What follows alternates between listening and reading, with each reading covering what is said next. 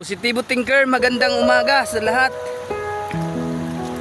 Ito lang masasabi ko sa lahat ng mga viewers ko, subscribers ko, followers ko,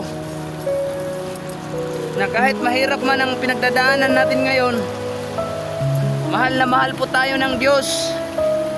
Hindi niya po tayo pinabayaan.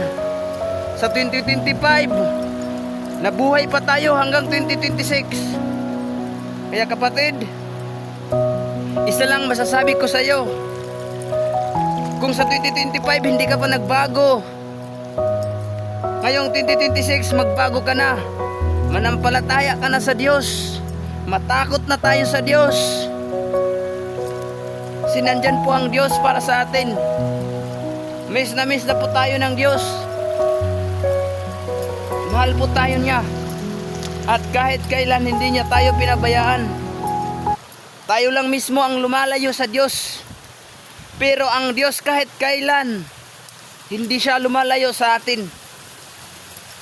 Kaya kapatid, kung nanonood ka man ngayon, ito ang tatandaan mo. Sobrang mahal na mahal tayo ng Diyos. At salamat sa panonood. God bless.